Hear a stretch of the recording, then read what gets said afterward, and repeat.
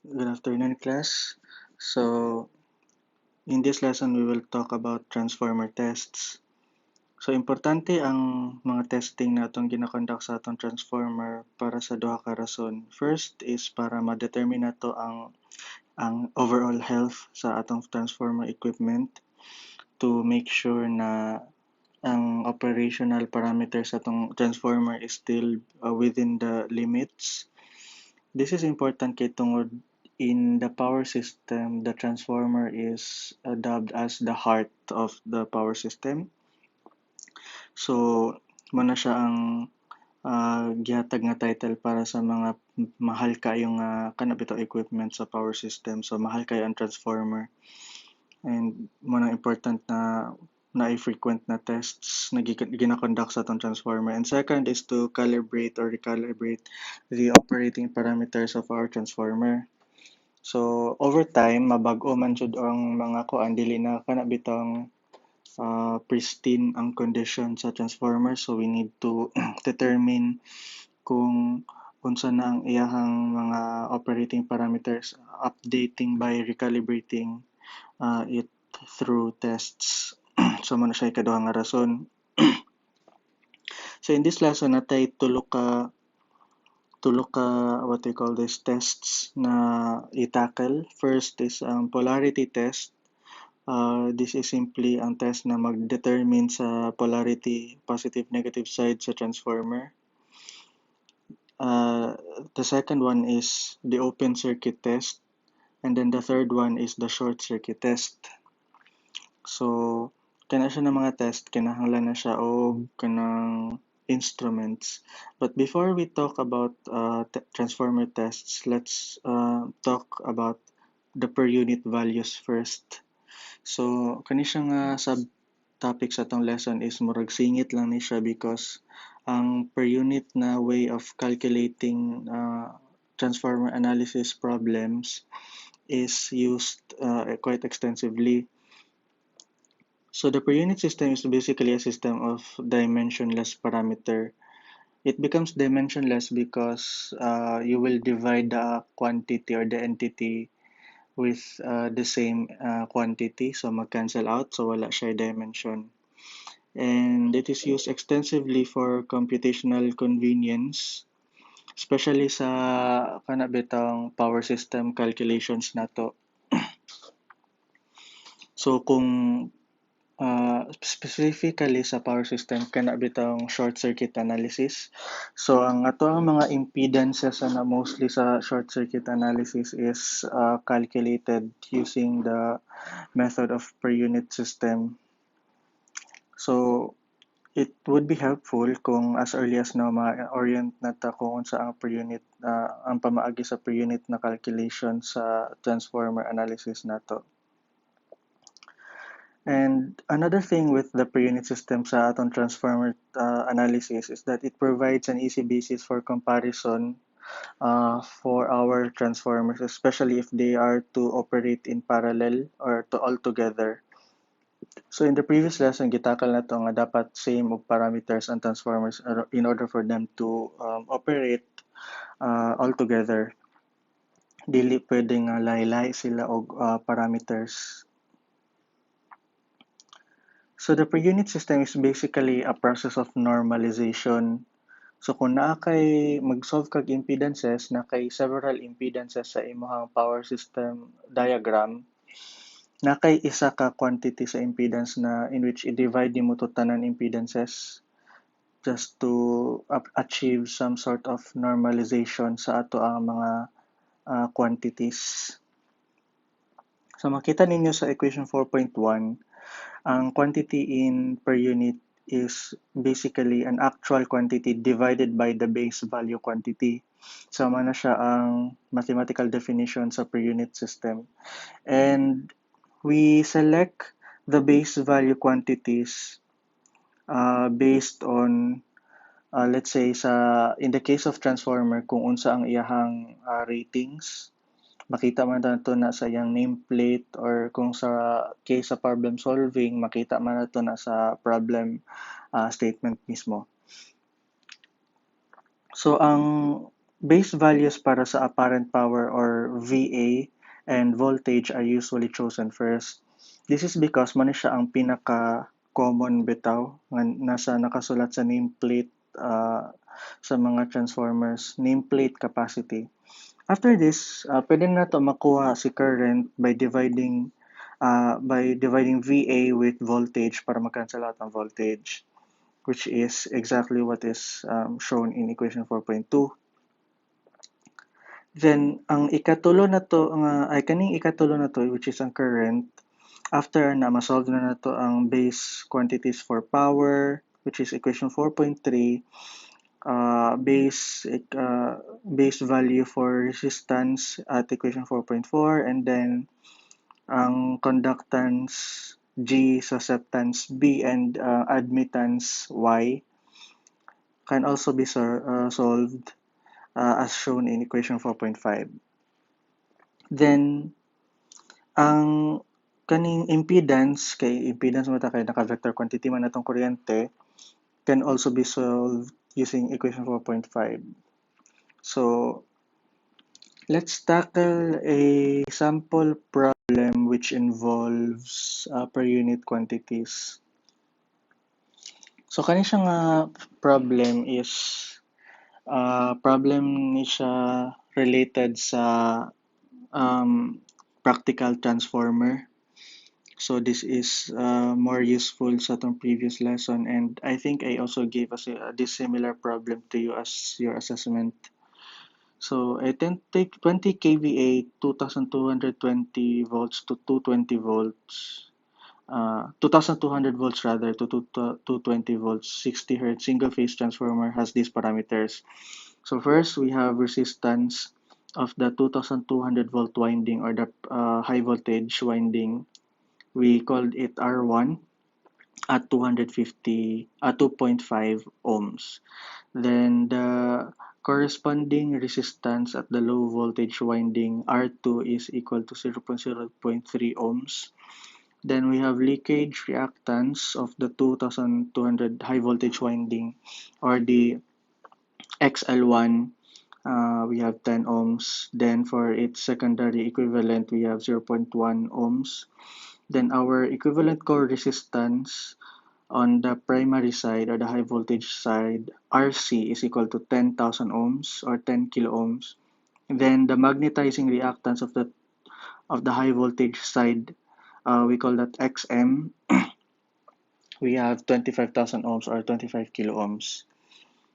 So kaning last two nga parameters kay nani siya sa core, and as we come up with an equivalent circuit diagram, makita nato na siya kay tungod mo ni siya ang exact types of problem of a practical transformer with load. So the problem tells us first to draw an equivalent circuit diagram for the transformer, which is referred to the high voltage side and referred to the low voltage side. So we also have to label impedances numerically in ohms. So sa problem, sa letter A na problem, we have to come up with two equivalent circuits. One is referred to the primary side, meaning na ang parameters sa secondary winding, we have to reflect that sa primary side. And then we have the exact opposite of that, which is ang mga parameters sa primary or high voltage winding, we also have to reflect that sa secondary side for an equivalent circuit referred to the secondary. But first, let's look at sa itsura ng what do you call this? Equivalent circuits.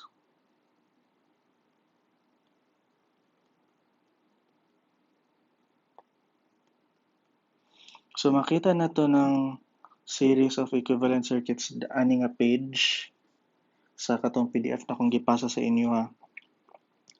We have figure letter B, man siya ang referring to the primary side.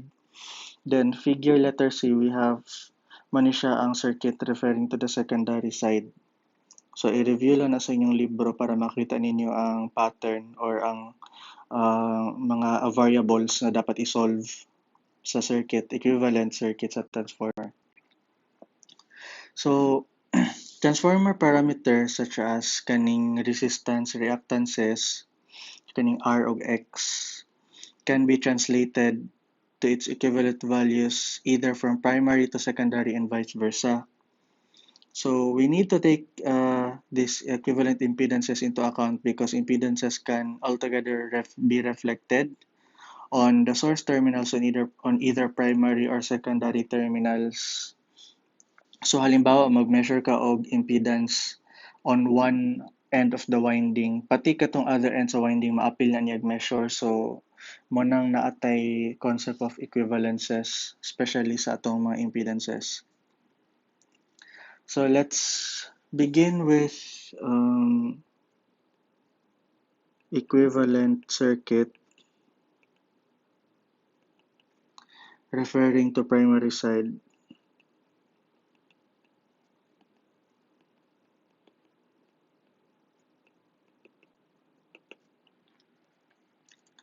So ang given na to dali sa problem, we have the line impedances R1 and XL1, so we don't need to change that. As well as ang parameter sa conductance and susceptance sa core kay referred to the high voltage side man siya or the primary side. So just to reiterate. Ang kailangan lang nato isolve for the primary side is ang equivalent na line impedance sa na-mention sa secondary side sa 220 volt na winding R2 and XL2. So using equation 2.7 sa inyong previous lesson,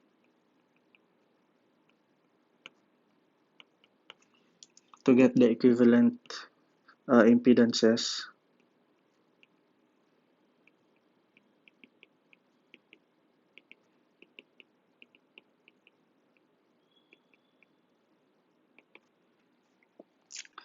ang kaning R2 na but nga lang nato ni siya apostrophe R2, and we also have XL sub 2. So man na siya ang mo reflect sa atong primary side, just to indicate. So ang conversion na niya is we have A squared R2. So we have ang A niya from 2,210 to 20, it's obviously 10. So nako sa taas. We have 10 squared daw of then 0.03 for our R2. So we have R sub R prime 2 is 3 ohms. Then the same will be done sa atong reactance XL2. 10 squared na po, then we have 0.1. Calculate ni mo na siya atong XL prime for secondary is equal to 10 ohms. Then ang kulang pa nato dari is ang parameter sa atong exciting circuit sa katong na sa magnetizing ug sa core.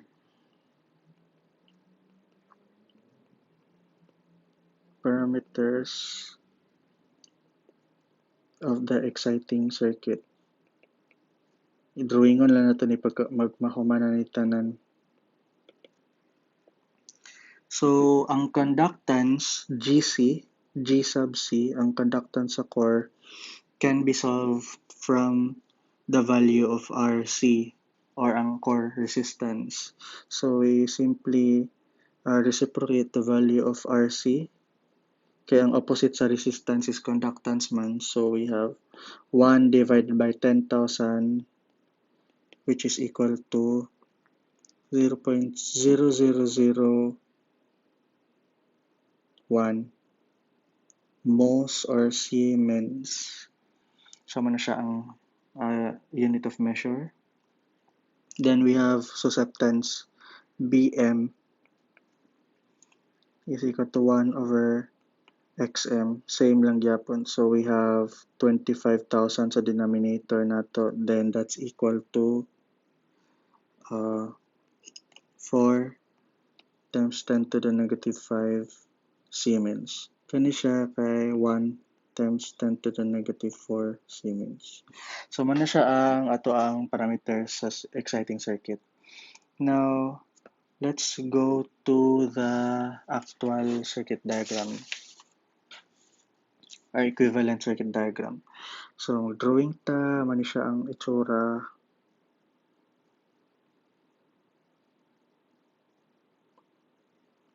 Then, we have another line impedance. Then, man siya kunuhay ang winding.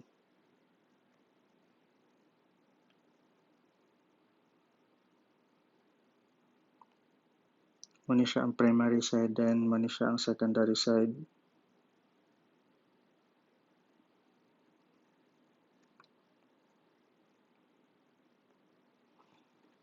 Now, dari sa core, reflect rather, ang conductance and susceptance.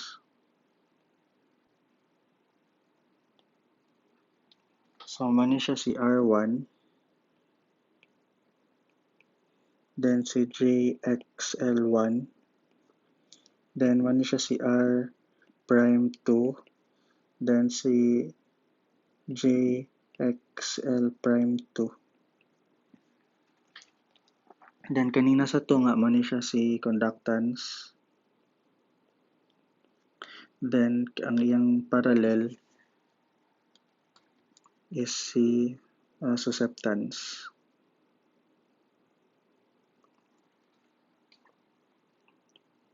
So negative na siya. Karon si R1 is nani siya sa problem si R1 2.5 ohms, then si XL1 is 10 ohms. Then bago lang natin i-solve si R prime sub 2, we have 3 ohms, then si XL sub 2 is 10 ohms. Then we have conductance GC 1 times 10 to the negative 4 Siemens. Then ang si susceptance is 4 times 10 to the negative 5 Siemens. So, mani siya basically ang circuit, equivalent transformer circuit referring to the primary side. Now, para sa secondary side, magpadayon lang ta. Equivalent circuit referring to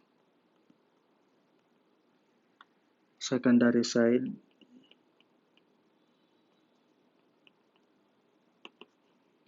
Just to indicate, napatay kailangan i-solve dari actually datay upat ka parameters nga dapat ato i-solve. First is kani sila, then kaning duha.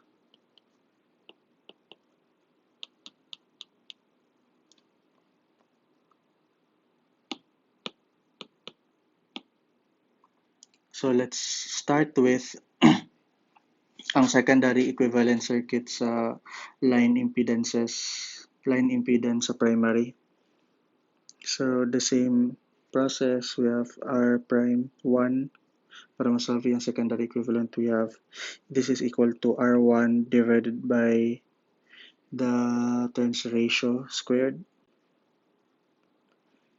We have 2.5 divided by 10 squared. So we have 0.025 ohms. Then ato ang XL prime 1, same yapon na process, divided by the turns ratio squared, 10 ohms divided by 10 squared, so naatay 0.1 ohms. Now, ang ato ang shunt circuit or kaning exciting circuit, exciting jud. Naka-refer man siya sa primary, so we have to come up with an equivalent para sa secondary. So ato lang siya i-denote as G prime. We have A squared times 0.0001 and we have 0.01 Siemens. Then ang atong susceptance B prime M, the magnetizing susceptance. We have A squared times 0.00004 and that's equal to 4 times 10 to the negative 3 Siemens. So this is all the parameters that we need, I guess. Then maka-drawing na ta og equivalent na circuit diagram referring to secondary side. So mani siya ang primary nato, primary winding.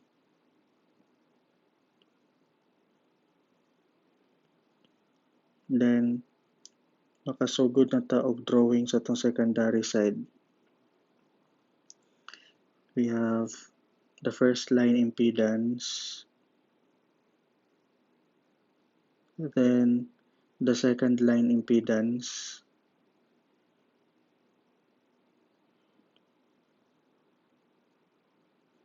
then ang ato ang core or magnetizing circuit.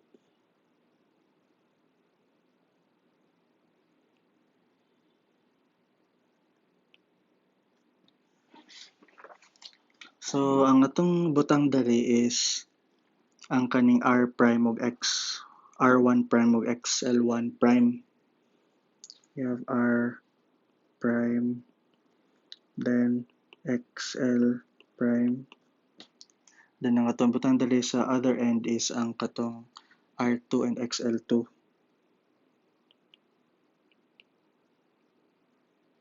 Wait. So indicate lang nato nga reactance na siya. Itong tag J. Then we have conductance prime, then susceptance prime. Atong R prime is 0.025 ohms. Then ang ato ang reactance ana 0.1 ohms. Then atong R2 na siya sa problem, we have 0.03 ohms. Then ang atong reactance pares ana is 0.1 ohms. Karon atong conductance prime is 0.01 S. Then we have susceptance prime equal to 4 times 10 to the negative 3 Siemens or S. So take note na kaning mga equivalent circuits nato referring to both primary and secondary practical transformers ang atong gina-solve ani. Load with load kay naman siya impedances nani siya sa lesson 2 part 2. So kung na may dili familiar na mga formula sa inyo, it pays off nga mabalik mo atong mga previous lessons kay mo to siya ang formula set na tong gamitan for the rest of the lesson sa kaninga course. So that's just letter A. Letter A pa lang na siya. Now let's move to letter B.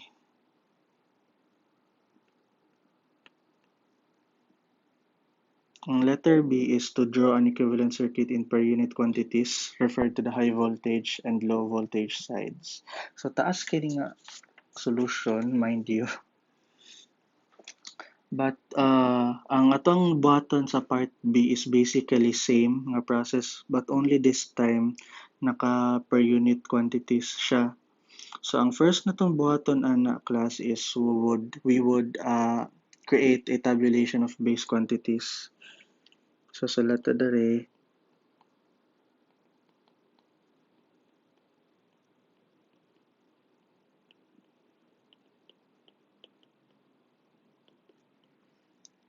we have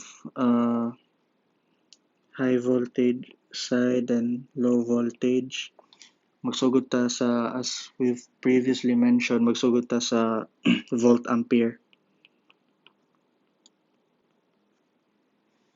So ang base value niya is same kay mama na ang rating sa tibok transformer. Then, ang voltage, di na maglahi. Sa high voltage, we have 2,200 volts. Then sa low voltage, we have 220 volts. Now, masolve na nato ang current gikan sa kani first two quantities. We have 20,000 VA divided by 2,200 equals 9.09 amperes. Then sa low voltage, 20 kVA divided by 220 volts. Medyo mas dako siya at 90.9 amperes. Same figures pero ang position lang sa decimal. Then gikan sa I makasolve na ta og base unit sa ato ang impedance. Naka-enclose na siya duha ka lines kay tungod ang scalar quantity lang atong concern. So para ma-solve ang impedance, base impedance, i-divide lang nato si voltage divided by current. So 2,200 volts divided by current, 9.09, we have 242.02 ohms. Then if we do otherwise sa low voltage na atay 2.42 ohms. Then basically, ang admittance, ang scalar value sa admittance which is in Siemens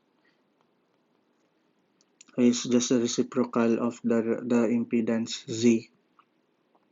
So that is equal for the high voltage side 4.132 times 10 to the negative 3 Siemens. Then sa low voltage side we have 0.413 Siemens.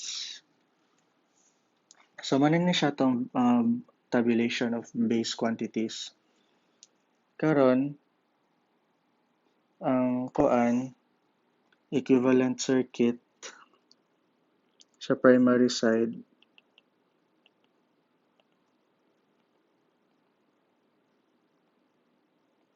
referred to primary side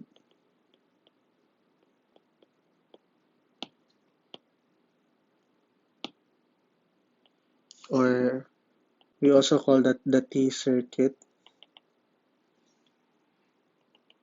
in per unit just to indicate. So T circuit ang tawag nato siya kay kani siya nga porma mura jud siya letter T. Balik ta sa solving. We have ang per unit na quantity sa R1 na atay 2.5 ohms divided by sa primary ato ang base value is 242.02 ohms. That is equal to 0.01 pu. Then ato ang XL1 pu is 10 ohms. I-divide lang nato siya sa base na impedance which is 2.42 para sa high voltage side. And that is equal to 0.041 pu. Then ang ato ang R prime we have 3 ohms divided by 242 and that is equal to 0.012 pu. Then ato ang reactance nga equivalent na niya is 10 ohms divided by base impedance of 242.02 na siya equal to 0.041 pu.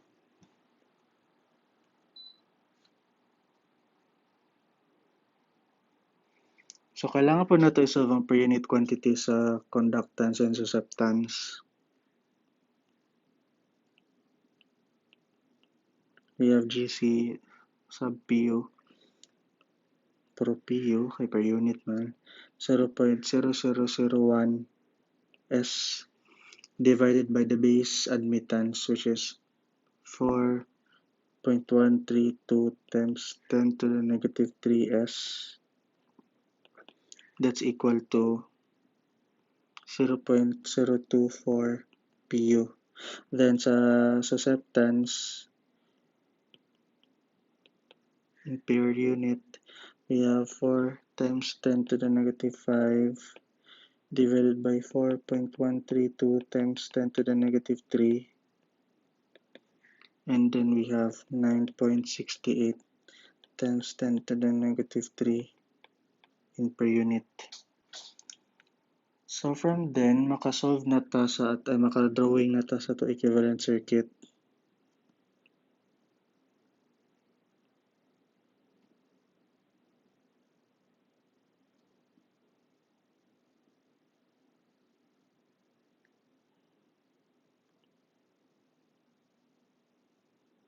Nga dari sa itong magnetizing circuit. Basically, ato lang i-recreate ang letter A, only that naka-PU na siya. So, itong R1 again, then itong JXL1 PU, then R prime 2, then JXL2, pa din ang human.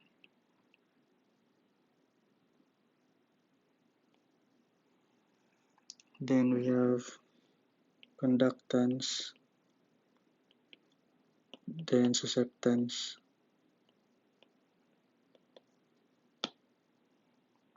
kani 0.01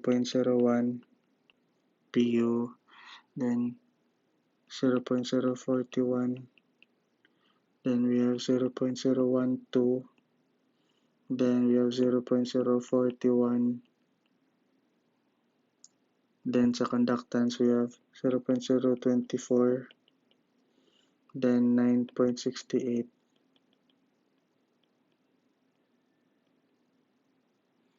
Sama na siya ang ato ang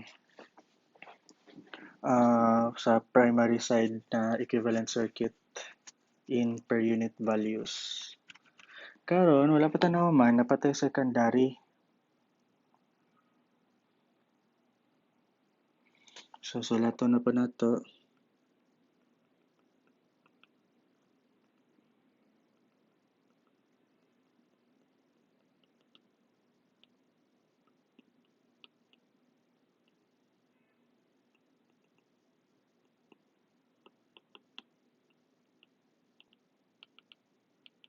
In per unit.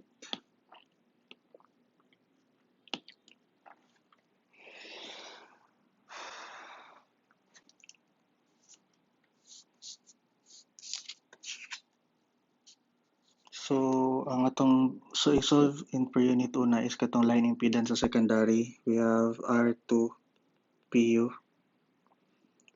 equal to 0.03 divided by 2.42, which is ang base impedance sa secondary.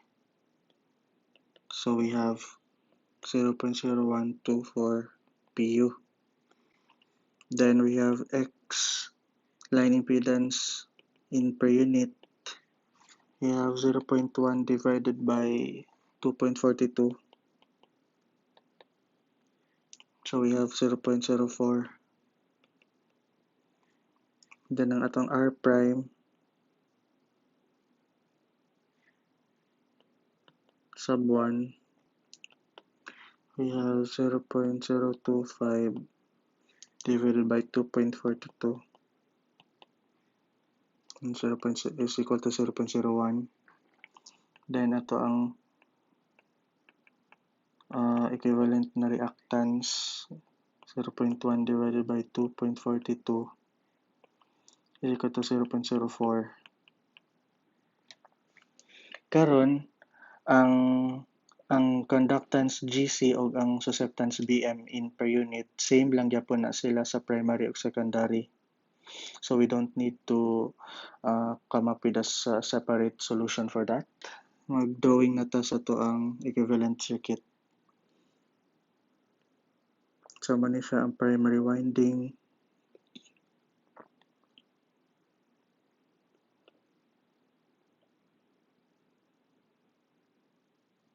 Then mani siya ang secondary.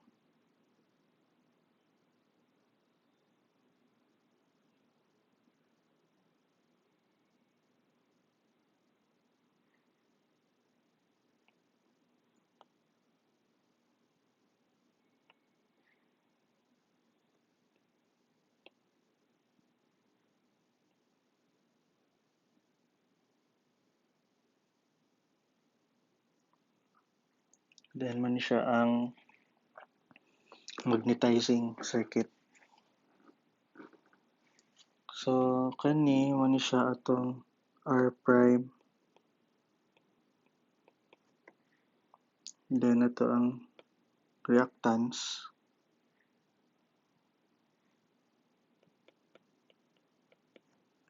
Then mani na siya itong R2. Then ang iyang corresponding reactance.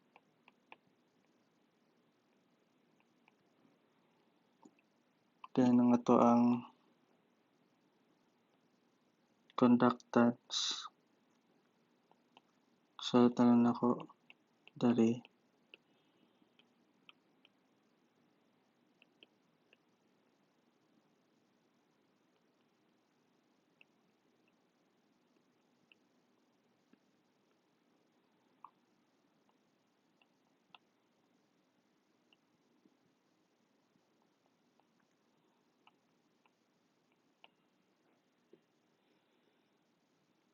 So hinahinay na itong input ang values. We have 0.01, 20, 0.04, then we have 0.0124, then we have 0.04. Then kopyahan lang natin ito na sa taas, 0.024, then kani 9.68.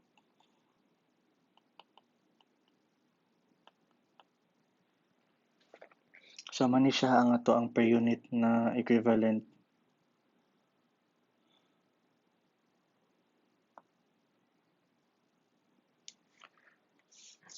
Referring to both primary and secondary.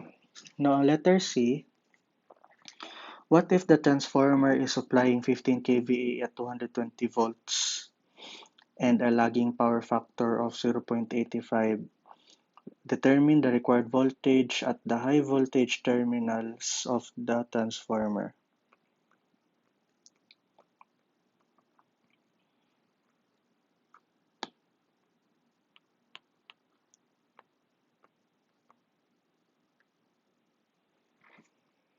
Ang pagsugod nato sa solve ani is i-solve sa nato si I1.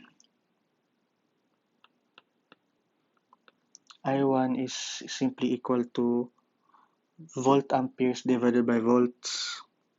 So we have 15,000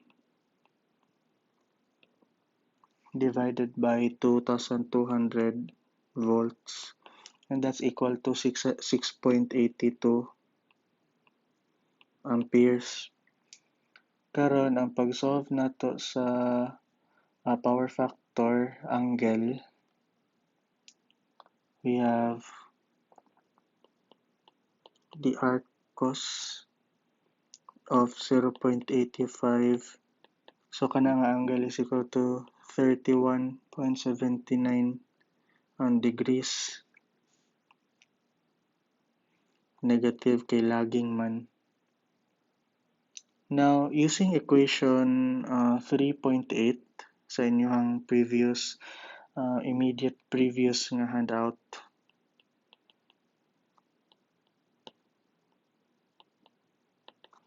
we have this equation nga V1 is equal to E1 plus I1 multiplied by the equivalent resistance and reactance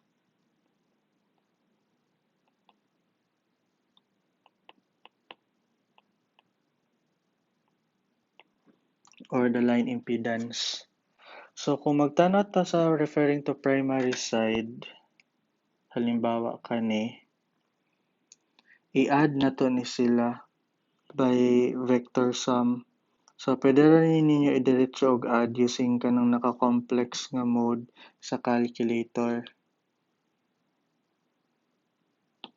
So balik ta diri. We have 2,200 volts at ang angle of 0 degrees. Kay nakalinya man na siya in phase. Plus ang atong I1, we need to state that in vector quantity, we have 6.82 at an angle of negative 31.79 degrees. Then ang atong equivalent na impedance is i-add na to si 2.5 ug si 3 for the resistance. Then sa reactance, i-add na to si 10 ug si 10. So we have 5.5 plus J20 ohms. I-solve din niyo siya diretso sa cycle natay V1 or the voltage at the primary side, ascending end voltage. We will calculate that as 2,305.75 at an angle of 2.39 degrees volts. Muna siya itong answer. So, ang angle actually, medyo dili kay siya in phase gamay, pero gamay lang. So, medyo negligible rapod na siya. So, muna siya ang solution sa tibok problem. Medyo taas din siya.